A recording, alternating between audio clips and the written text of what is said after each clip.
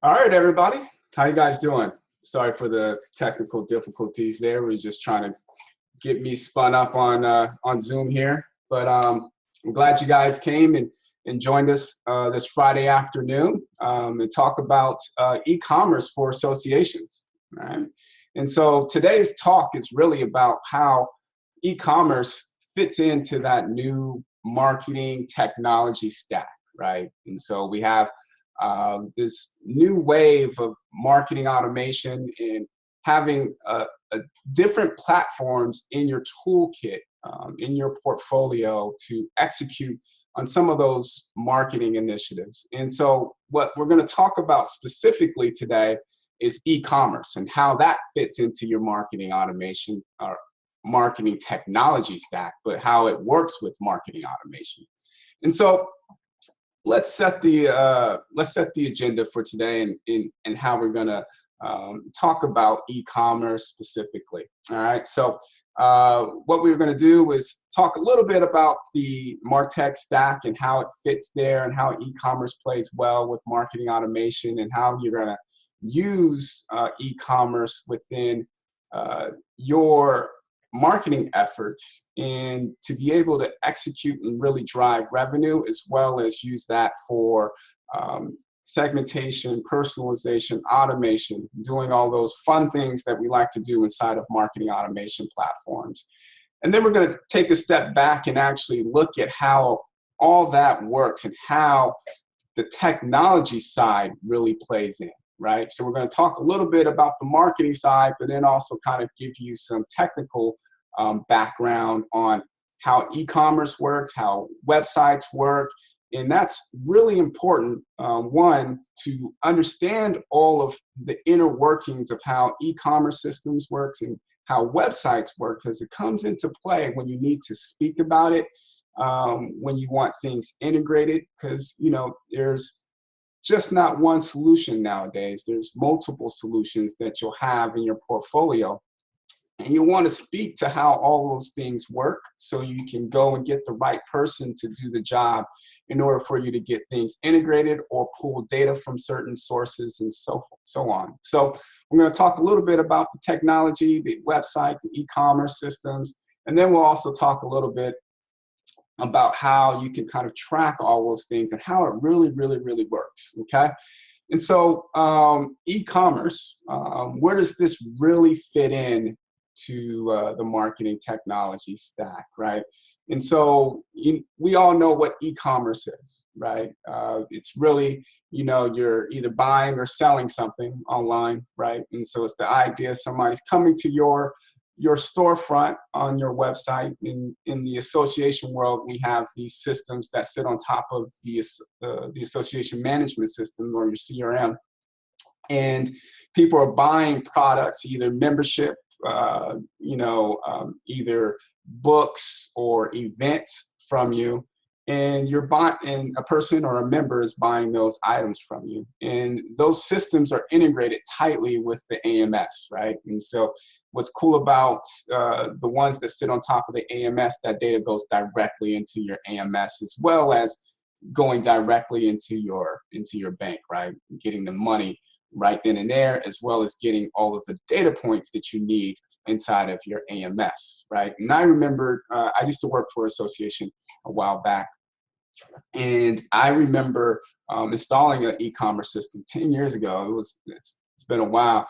And so the heavy lifting was really getting all of those, the processor and the payment and the payment flow and all that to kind of get connected into the AMS and to the shopping cart system. But what was cool about it was that once it was all integrated, it was really nothing for us to do, and that was the awesome part. The accounting team didn't have to really do anything. The data went inside the AMS, so everything was really integrated for us, and we sat back and watched things go through the store, and we didn't have a lot of heavy lifting to do at that point of doing data entry when we got registrations for meetings and so forth. And so that was the cool part, right? And so having those systems integrated is really cool because it takes away from you doing that manual labor that you would do normally if you had to do that data entry. And so we're going to talk a little bit about how we can not only do that with the AMS, but do that with your marketing automation platforms.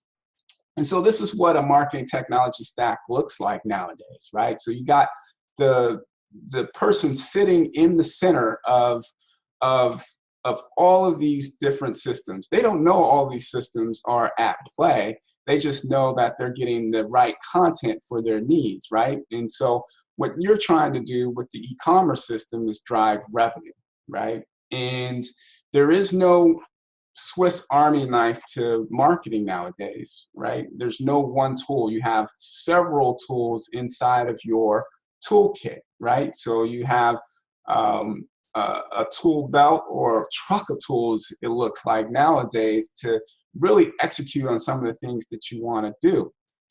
And so e-commerce is one of those important pieces, really, because it captures the revenue, right? But it also captures some of that purchase history that you can use to leverage with the other tools that you have in your portfolio. And so the marketer's role, marketing's role, is really to generate activity, right? You're just generating a lot of things out there so that a person can go and do something, right? So you're just pushing a lot of activity. But sometimes when you're doing a lot of pushing, you want to make sure you're doing it right and it's going to the right audience, right? And so your content should be contextual in the sense that it's perfect for that audience you're trying to attract, right? And so hopefully you're generating the right impulses from those members, from those leads to drive revenue, okay? So marketers are just generating a lot of activity, but you want to do the right activity for the right audience. And what I call that is the marketing triangle. I talk about this a lot when I do these talks, and it's the three components, right? So marketing consists of the message, the people, and the results, right?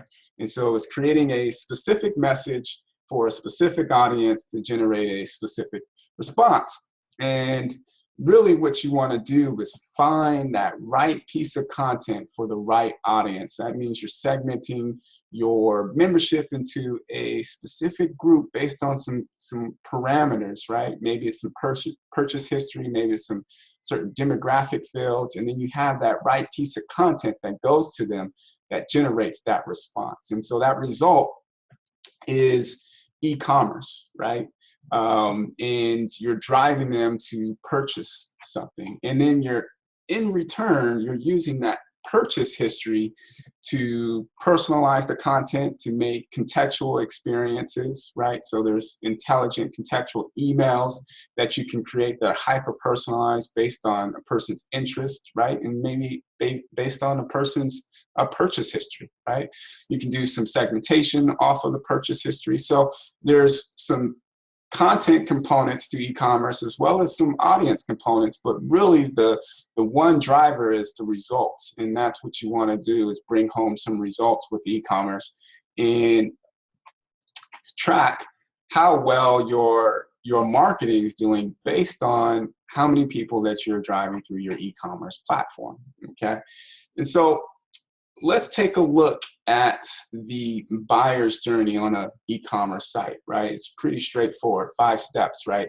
You're leading, the lead consumes a certain piece of content, right? And then hopefully that person lands on a product page, then they put something in the cart, they purchase the product, and then that customer converts, right?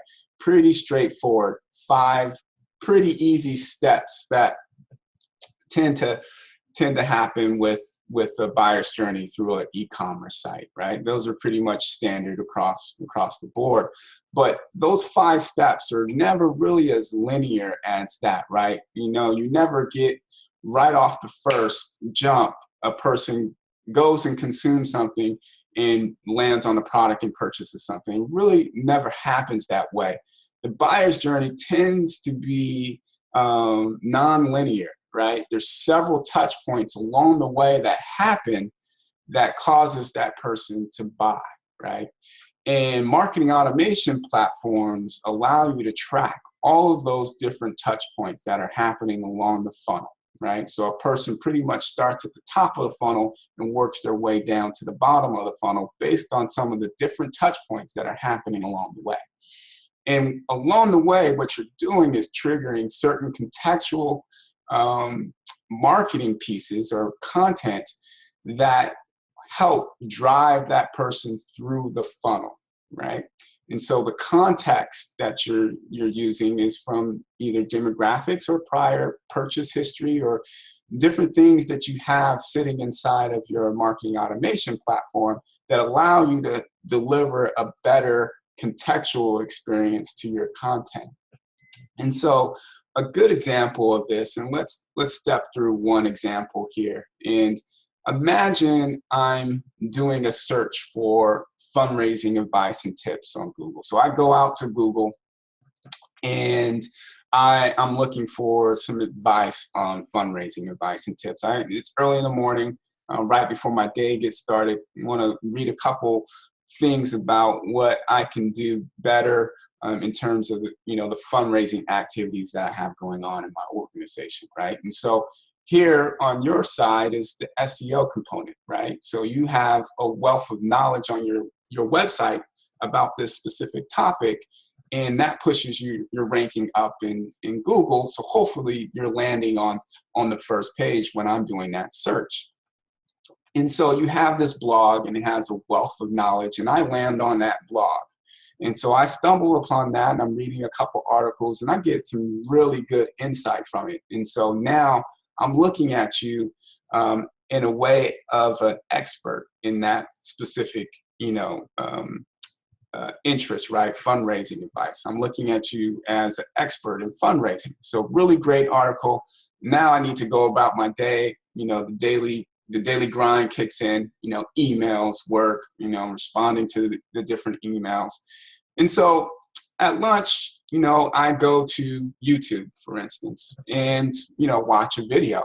But on the right-hand side is a ad for 200 ideas on raising revenue, right?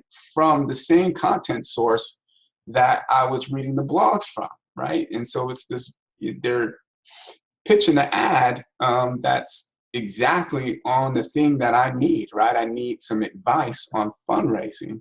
And so this is retargeting at this point, right? And so what you have now is that there's some JavaScript that's sitting on my blog that captures certain things that I'm doing on the blog.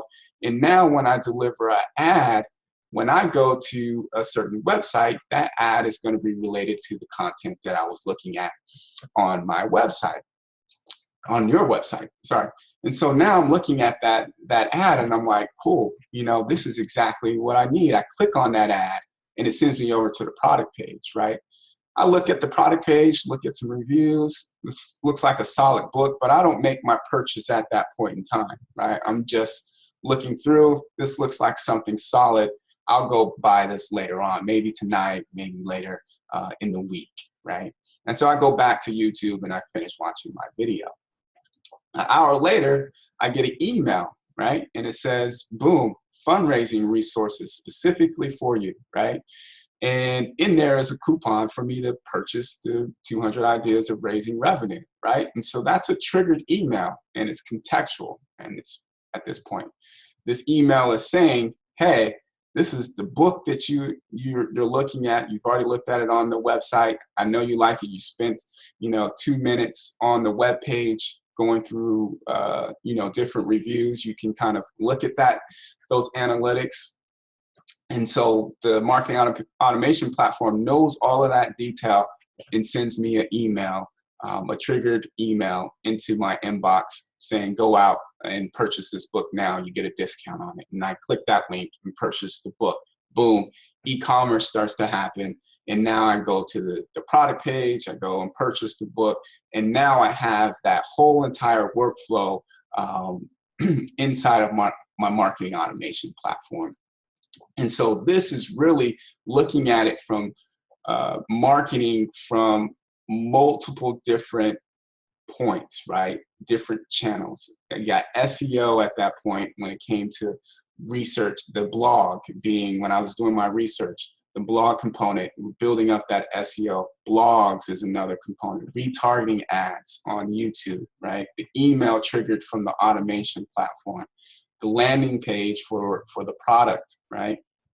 And then you had the shopping cart. So all of these different items, I'm in the center of this, right? And my marketing technology stack is all integrated together, including my e-commerce component, to really drive revenue. And the cool part of this whole piece is that it's automated. The marketer is not actually sending out the email. The marketer is not putting that ad on YouTube at that specific time. All of that is happening with technology, right? And so that's the key here, is understanding that technology can do a lot of the heavy lifting for you, and do certain things that you really can't execute without technology. There's no way that you can do this for 1,000 people in one day, right? Maybe one or two, but that's still a lot of work to be able to kind of capture that and send the emails and personalize them based on some of the things that they're doing on your website. And so this is really where we want to see a lot of associations get to, is this point of where a lot of this activity that you're generating is done through the marketing automation platform, rather than a production model where you're really focused heavy on, you know, doing something here with email and trying to generate interest in certain things. And you're letting a lot of the different things in your portfolio and your marketing technology stack execute for you based on that technology, right? And so that's the cool part about this whole workflow and this whole process. And so also what you get with this is the life of that lead, right? You see all of the different touch points that person hits you, and along that funnel, you can deliver contextual campaigns, contextual content to that person. This is the HighRoad Marketing Cloud here. And so within there, you can see all of the different touch points a person has done within the life of being a part of your different campaigns or a part of your organization. And you can see, you know, this person came in and was, you know, this is the starting point, this is the first email, these are all the different landing pages, the forms they filled out. So you can see that life of the lead and how that life of the lead leads to certain reactions, which is the e-commerce component, which is driving revenue and purchasing products, okay? And so another side to this as well is that you're getting past the vanity metrics. And what we call vanity metrics are the things that you just kind of aggregate and you say, I have this many opens, or I have these many clicks, or I have this many page views on my website, or people say hits sometimes. Those are vanity metrics. Those are cool to say and have, but the real metrics are the ones that are insight driven.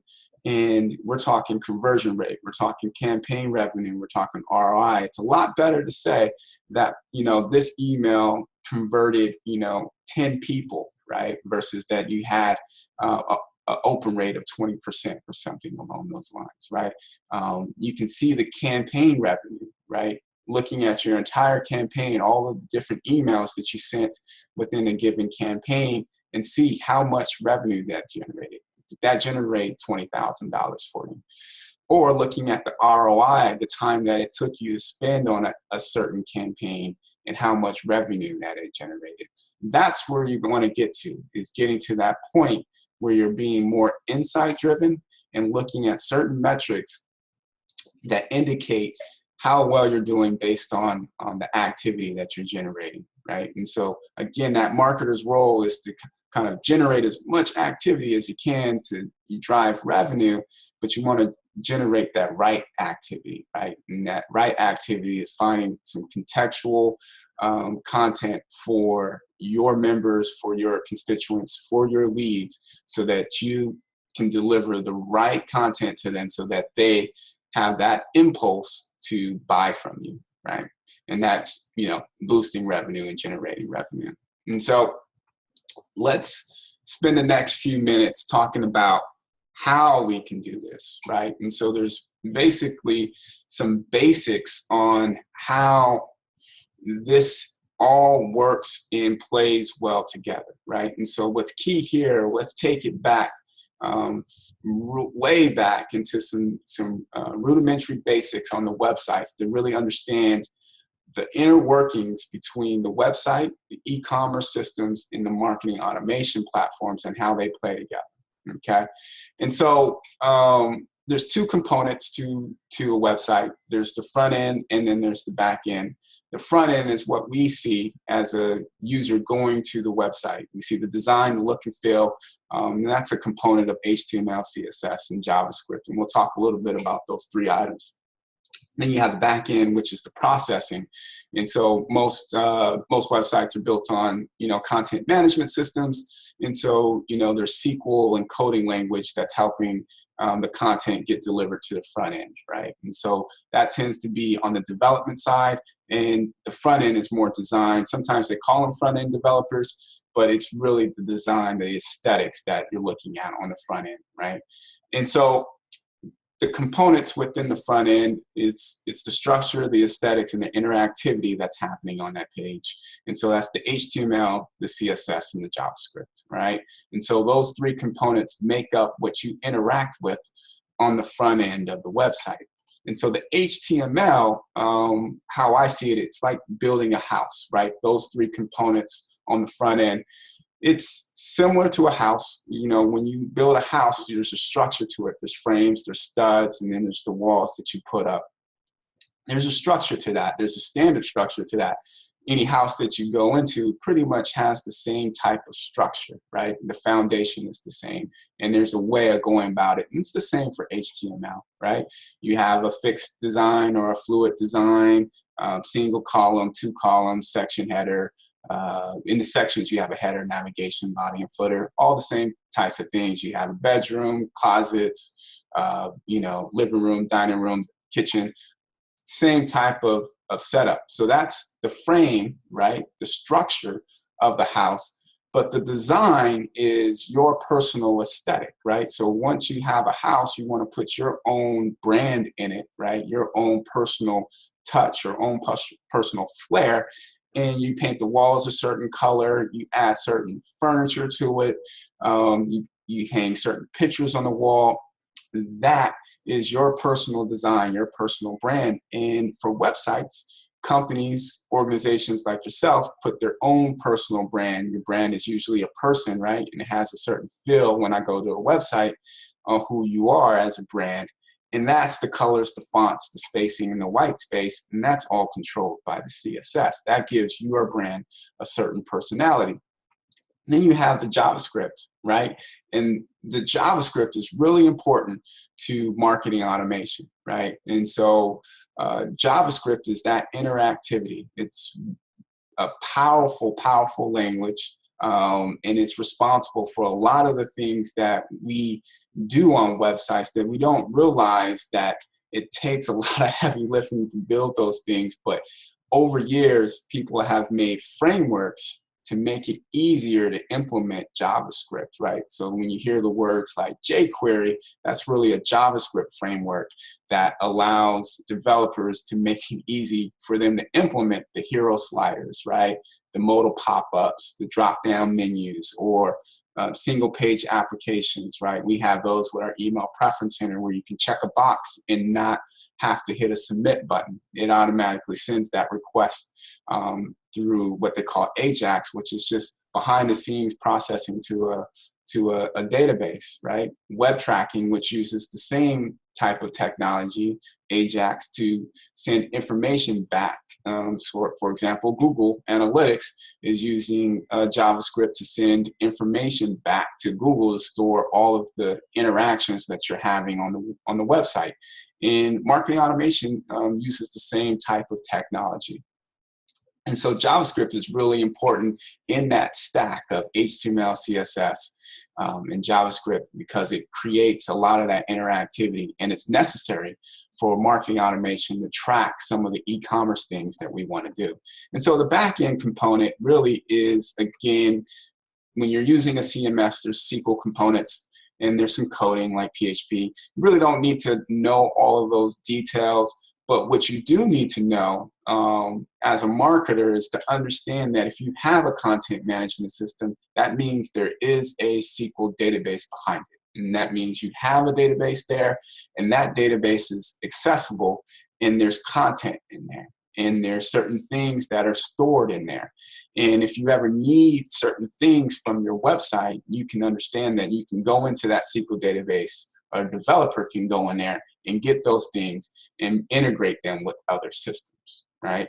And so that's where your thought process should be, not necessarily to know how to do the SQL or understand PHP and ASP. And if you do and you want to, by all means, they're pretty cool coding languages, but just understanding the concept that your content management system is storing this content, that lets you know that, hey, I can maybe bring these blog articles down from my website and deliver maybe a hyper-personalized newsletter with that based on some contextual things that are happening inside my marketing automation platform. So just to understand how those work from the back end perspective lets you have those intelligent conversations with the IT department on certain things that you want to happen from your marketing perspective in your campaigns. And so in terms of shopping carts, these systems are typically built on top of association management systems, right? And so here's some popular ones: Aptify, the NetFarm, IMS, Microsoft CRM, Personify. There's a couple out there that are built on Salesforce, like Fontiva and stuff, and systems like that. So, but if you're been in the association market for some time, you know what these are, AMSs. For if you're coming recently from a for-profit company, you're like, what's an AMS, right? And so that's in the association world, that's our CRMs, that's our Salesforce, right? And so these things track all of the different activities the member has with that organization. And part of that activity is the e-commerce component, which is all the products that person has, or the orders that person has with that specific organization.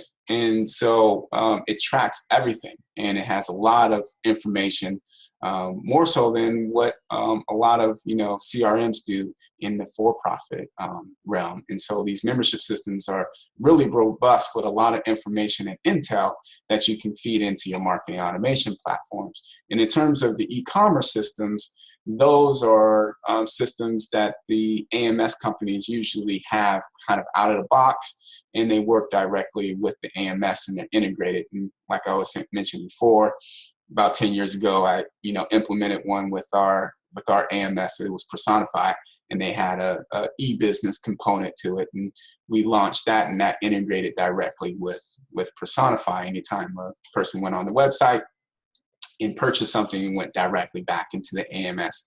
Sometimes that's not possible, or sometimes you don't want those stock systems. So there's other e-commerce systems out there.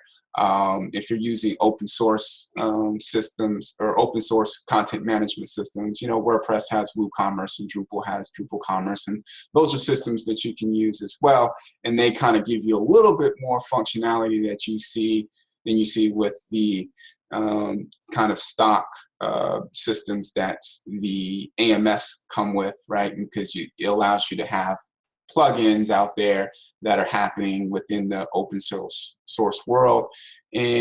But what that requires is you to integrate it back to your AMS, right? And obviously we want to start the conversation today is really integrating these systems back into your marketing automation platforms. And then there's other enterprise e-commerce systems out there like Shopify and BigCommerce and so forth that other companies use. And so those also have APIs and so forth that you can integrate back into your AMS and or into your marketing automation platforms, okay? And so understanding all of that is the foundation to all of those systems. They all have a product catalog, right? And so the product catalog stores all of your products, holds all the data points and product detail so that you can display that on a web page, right? In some cases, they track inventory But most of the organizations that we deal with are usually selling membership or events. But if you got inventory products like books and periodicals and things like that, you keep track of inventory on those systems as well. But mostly it's subscriptions, buying a certification, classes and those types of things that we see with a lot of organizations. So sometimes there are cases where there's inventory products that are stored. But understand there's a product catalog with all these systems. And so there's always a standard journey, right? And understanding this is helpful to understand the tracking component that you'll have along the way through the journey, through that funnel. And there's certain things that you'll probably want to trigger based on certain steps a person gets to within the shopping cart journey, right? And so you have typically the product page, which is basically a landing page for that given product. And that, again, is reading from directly from the product catalog, and all the details are displayed on this page. Then you got the shopping cart, the purchase page, and then the confirmation page, right? And so these 4 pages are important, right? And this is where you start to track where leads are falling off in the funnel and how you can kind of get them back into the workflow at certain points, okay? So as a marketer, you just got to be cognizant of these 4 pages and how you want to track them and how you want to categorize them and how you want to use them in your marketing workflows, okay?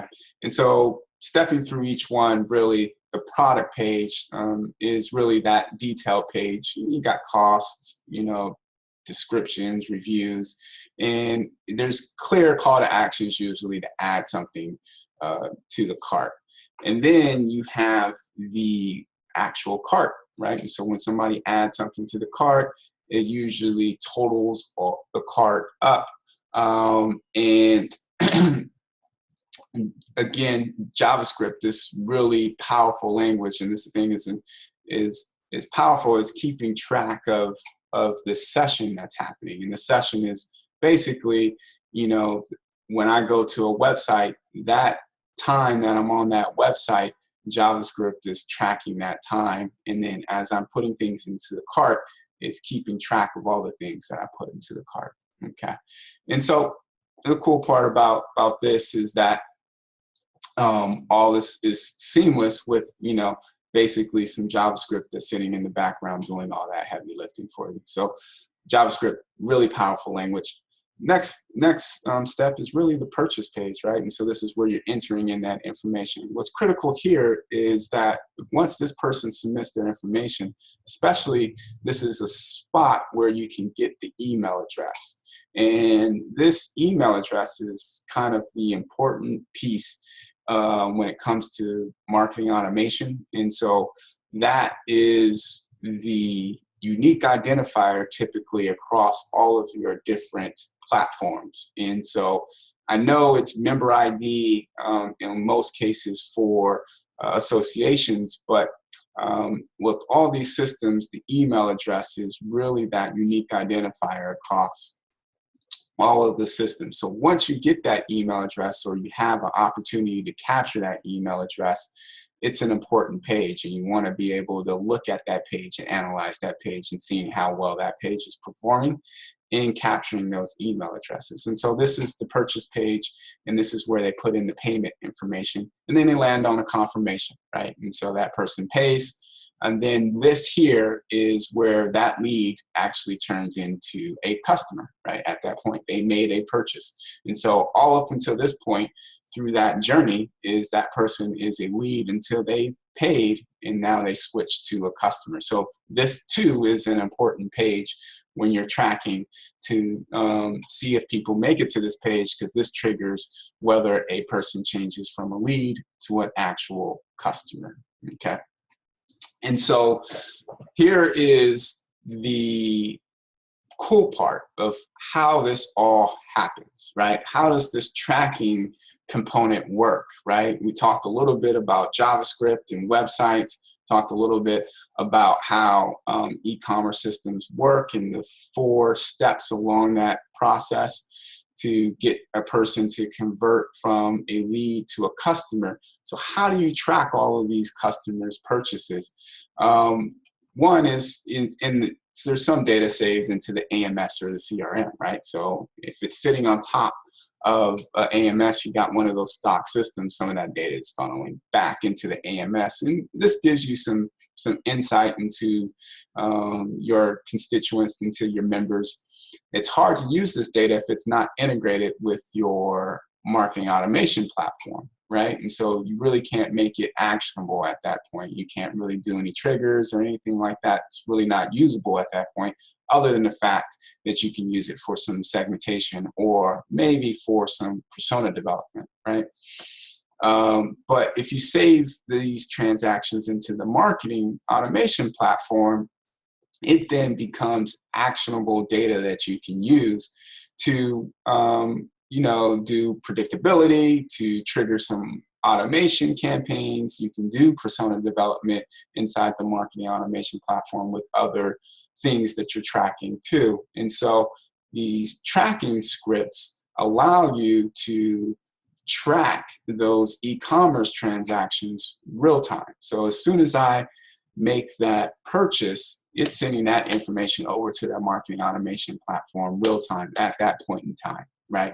And so that's the cool part about having that JavaScript on those pages, is that JavaScript is extremely powerful because it allows you to create a real-time integration into your marketing automation platform. And how that works is that it's similar to how Google Analytics uses their web analytics tracking software. It's not much different. It's the same type of script that gets put on the footer of every single page. And it's really some JavaScript that uses cookies, okay? And cookies are a way to identify who people are, right? And so there is an idea that you're anonymous up until a point that you have completed a form with your email address. So imagine I'm sitting inside the marketing automation platform. I'm in there with my email address until I fill out a form or I go to that shopping cart and put in my email address. The marketing automation platform doesn't know who I am. So it's tracking all of my activity to an anonymous contact sitting inside the marketing automation platform. Once I fill out that email address, email address filled, it sends that back to the marketing automation platform, and it ties in all of my prior activity when I was at the anonymous state to my contact inside the marketing automation platform. And so e-commerce systems, capture that email address at the purchase step. And so that's why it's important to capture that at that point. If you're sending emails to this person, that means you've already kind of have a connection, right? Somewhere down the line. So landing pages become really important. And those call to actions to subscribe to a newsletter, all of those types of things of having on your website are important, of getting that email address, because then that drops the cookie onto the person's machine. And so what is a cookie? A cookie stores information on your computer or on your phone, right? And so usually they're browser specific, meaning that a cookie doesn't transfer if I'm on my phone over to Safari or Firefox, right? So it's usually specific to whatever browser I'm using. So so a cookie will get dropped on my phone and another cookie will get dropped onto my browser, just depending on what device or what browser I'm using is where that cookie gets dropped. It's stored in some subfolders in the browser. They're small text files. Some of them are really long, some of them are not. But the way they store them differently. But just know that they're stored within the browser and they're just small text files. In the cookie is the cookie name and the website and the duration and the value. So usually when a cookie gets stored on a machine, it's a unique value that is unique to that system, to that marketing automation platform. And it sends that information back into the marketing automation platform to find out who that customer is, right? And so that cookie is valuable at that point because it really is the key to helping you identify who people are, okay?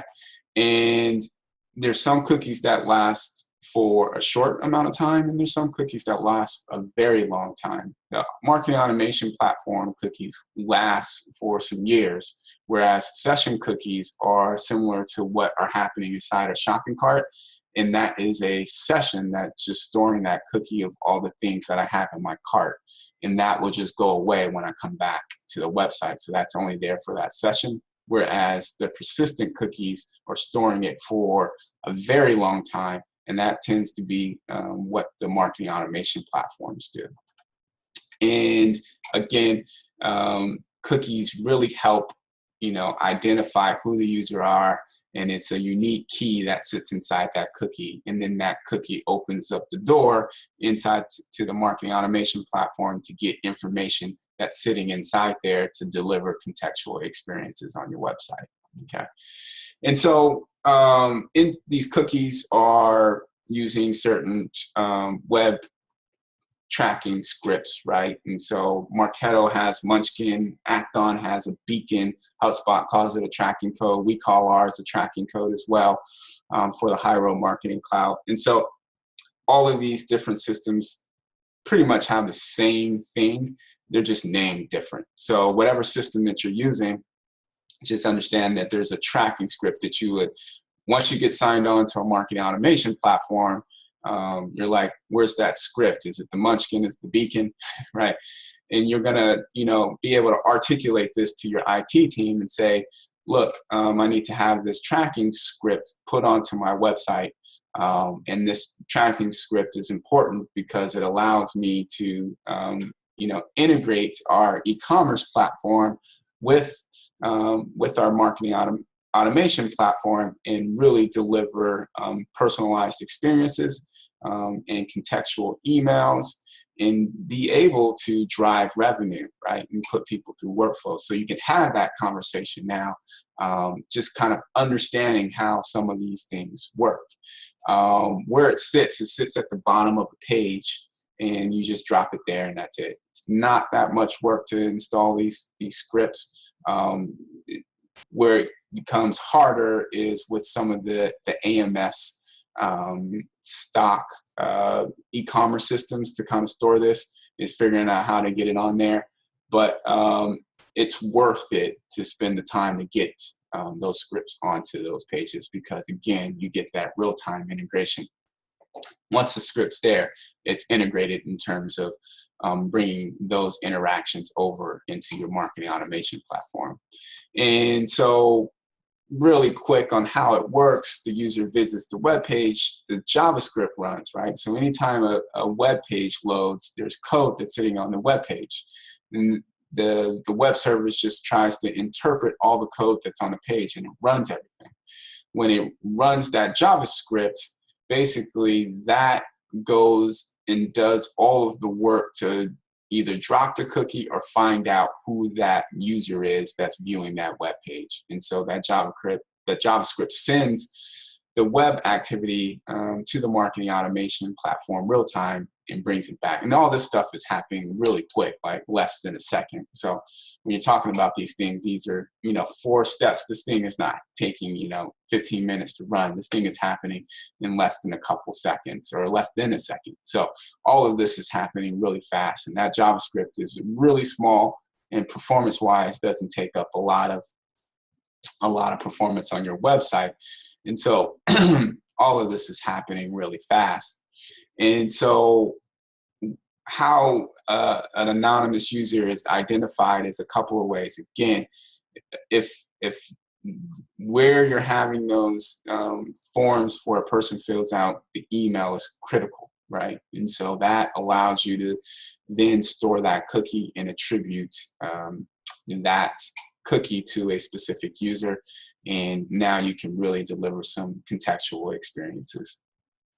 So why all of this is important is that with that JavaScript, we went back to the basics, right? We took it all the way back to how a web page works. It was kind of necessary to kind of talk through some of those things, how web pages work, the JavaScript, the e-commerce systems. Here is where we want to get to, right? And I showed you that screenshot from the HighRoad Marketing Cloud where you saw all of those touch points within Ron's profile. And this is where it becomes really, really awesome, because you can track that buyer's journey all the way through the process, right? So I searched Google, I read the blog, I clicked the ad, I read the email, I clicked the CTA in the email, I viewed the product page, I added the product to the cart, I viewed the payment form, submitted the payment form, viewed the confirmation page, and now I turned from a lead to a customer. All of these different touch points are all tracked within that marketing automation platform. And understanding all of these different steps, I can then create kind of sub-campaigns based upon these actions here that are happening. A person clicks on a blog, look at the blog type, and deliver a email that has a product related to that blog, right? So there's certain campaigns I can run off of these steps. A person clicks on this type of ad, what do I want to do with that? This person read this type of email, what do I want to do with that? What type of campaign do I want to work around that? They click a CTA in the email, what type of campaign do I want to run off of that? So all of these different steps, I can create different workflows and different campaigns around, and these are things that are happening while I'm doing strategy, while I'm doing analysis on all of the campaigns. And so the technology is doing a lot of the heavy lifting for you, and what you're doing is doing the analysis and making sure all of these campaigns are working, and you're being agile within the process to kind of flex and say, oh, okay, I want to make a modification to this campaign because this one is not really working that well, right? And so this is where you want to get to be able to track that entire buyer's journey. And so here's a couple of things, and we'll kind of wrap up with these next few slides here. Some cool things that you can do once you have all of this data that you're using from the e-commerce system and having that real-time integration is that you can now do contextual things, right?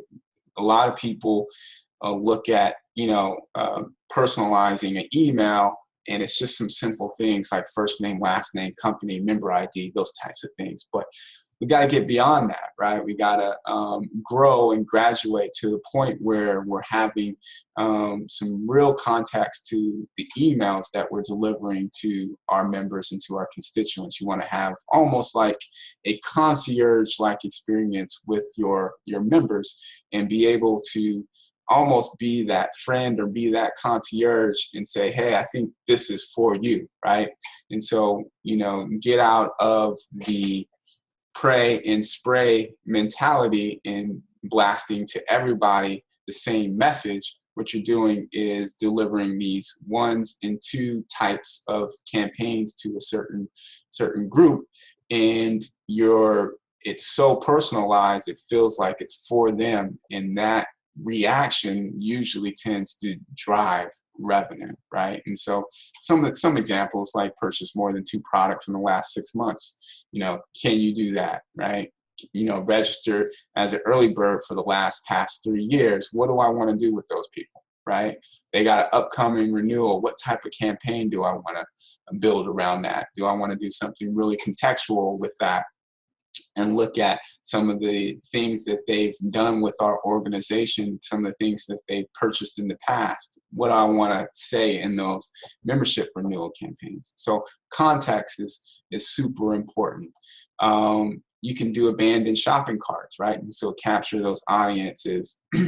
At that step, we had those 4 steps. Now you can look at those 4 steps and figure out how to make campaigns around that when a person doesn't make it all the way to that confirmation step, right? And so you're sending out reminders, and those reminders have context to it, right? You can look at what they purchased in the past along with what they're viewing on the website, or what they have in the cart, and kind of recommend certain things that they need to purchase.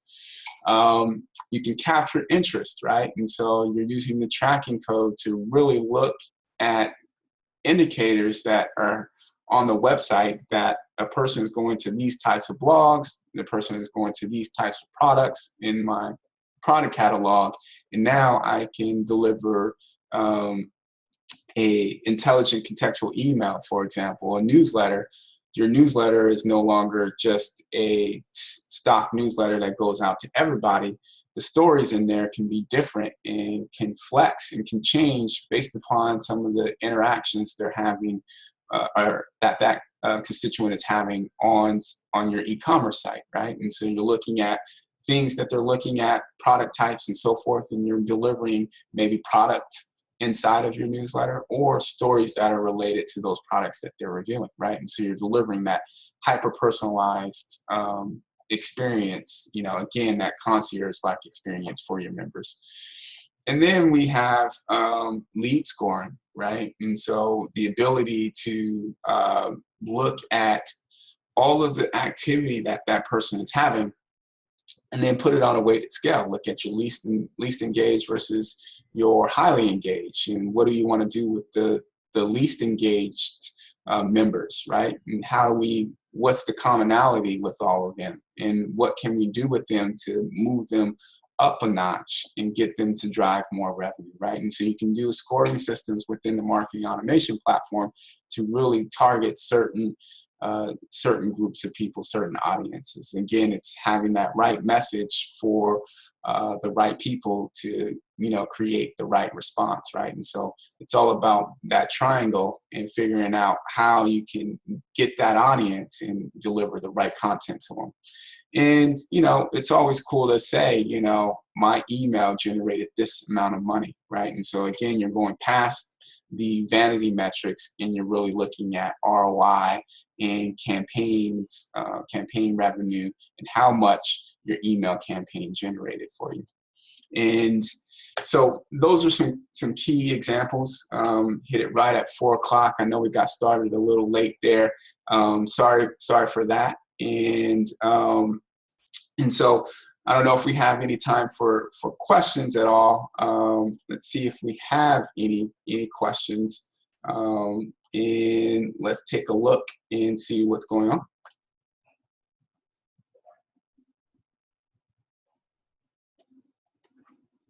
All right. Doesn't look like there's no questions, so awesome. So thanks, guys, for attending this webinar. And you know, if you have any questions, hit me on Twitter or email us at HighRoad, and we'll talk to you soon. See you on the next HighRoad webinar.